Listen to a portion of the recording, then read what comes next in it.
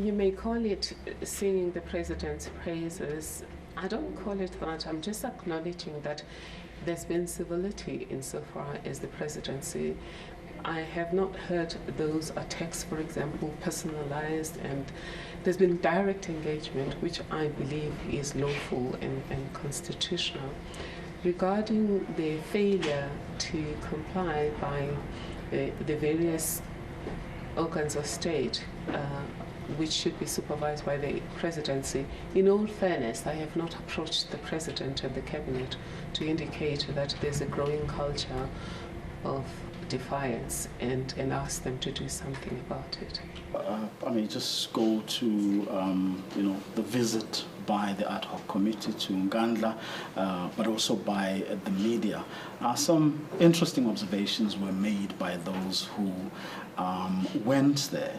And among the observations that certain people made were that at the very least, someone needs to make some acknowledgement. We can talk about why, or whether in fact it's the sort of thing that should have happened to him. But would you agree or acknowledge that perhaps to some extent he too is a victim of perhaps some scrupulous entrepreneurs or negligent officials and ministers who didn't do what they were supposed to do? Well, that is implied in the report, and if you read the report, it does indicate at the time when I'm dealing with how much is the president supposed to pay, I deal with the fact that all of the things that happened without him being consulted. I also deal with the fact that the pricing is questionable.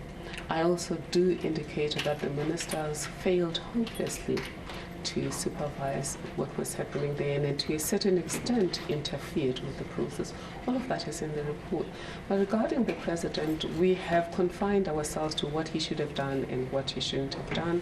And also, the payback there, a portion of the money, you will see there are two things about that. The first thing is that it's really about unlawful enrichment or unjustified enrichment. So there's no suggestion that you have to pay because you did anything wrong. As I made an example of stuff that are made to pay if they've been overpaid, or if your neighbor's things landed up on your side, there would be some consideration of unjustified enrichment.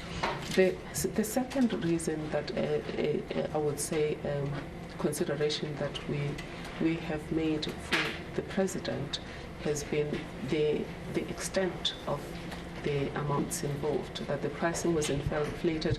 Hence, it was asked that he should make the determination himself.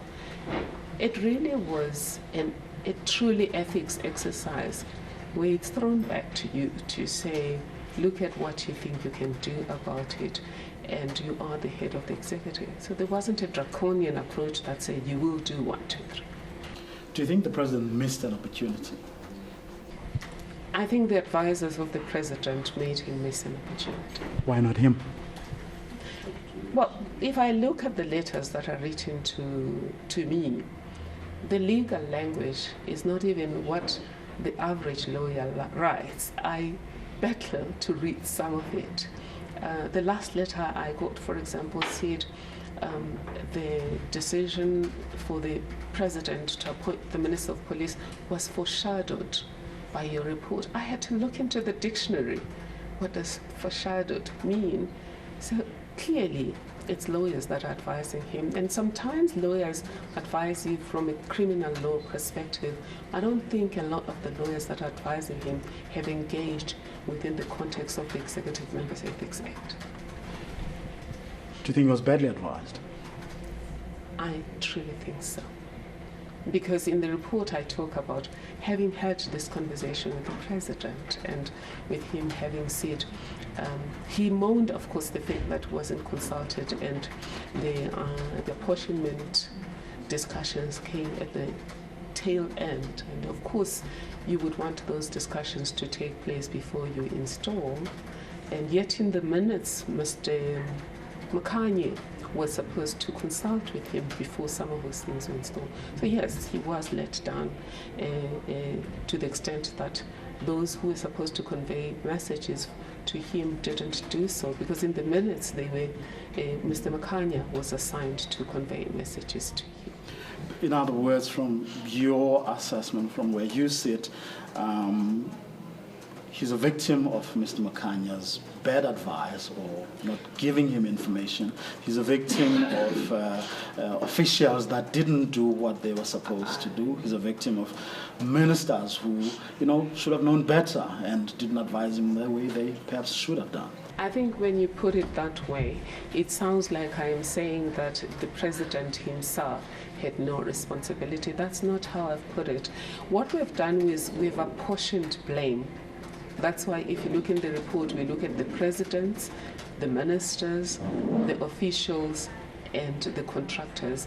On his side, I have indicated what he should have done. When the Mail and Guardian broke the story in 2009, that was a missed opportunity to have a proper investigation into what are these benefits, are they authorized to start with? And secondly, if the amount was supposed to be 27 million and it's now at 65 million, where is this thing going to? So that was an opportunity that I have said he must. And so that is his own culpability. I also mentioned that he said he asked for the crow. And of course, if you ask for something, ideally you should ask if this is permissible, and since it will enrich me, will I be required to pay for it? Now, you've spoken also about, your relationship with the parliamentary committee responsible for justice and constitutional development. Do you think, or would you say you've reached a point of no return, certainly if the current crop of members who serve in that committee remain there? In my language, we say umuntu galasha. So I wouldn't say so. I would just say that we have not talked to each other. We have talked at each other. And if we started talking, and as I've indicated today in the statement, if our framework started with what does the Constitution require us to do, what does the law require us to do, we could engage. Also, if we could start with saying we can't treat the Public Protector differently from the Auditor General because these are established all under Section 181, we could engage.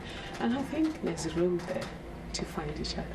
So you don't think that perhaps they willfully sort of misread your report because they wanted to arrive at a particular conclusion?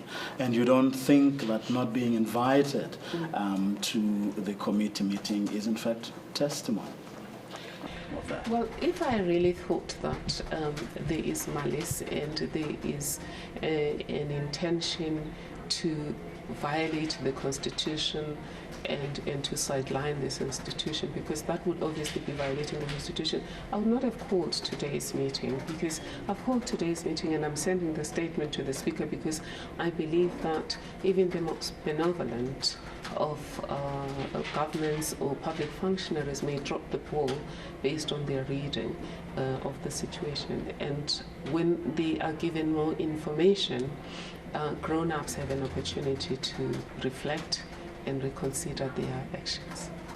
Do you believe that in this instance, this episode, members of the executive and members of the legislature dropped the ball, benevolent perhaps as they may have been on other fronts?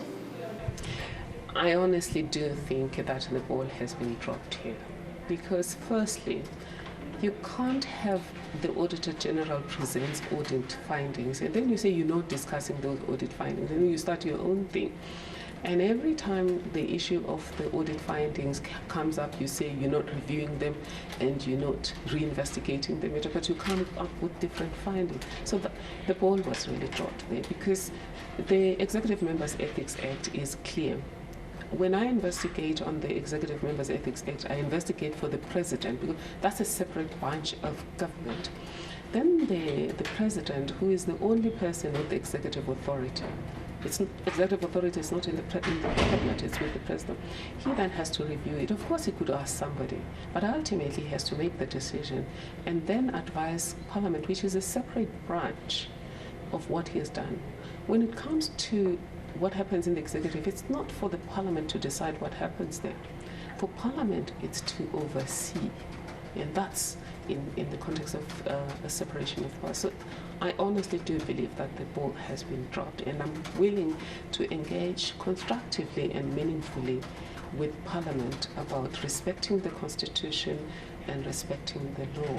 But more than anything else, understanding that the Public Protector is a Chapter 9 institution. I mean, there's been conversations such as there's no difference between the Minister, the SIU, and the Ministerial Task Team. That's incorrect.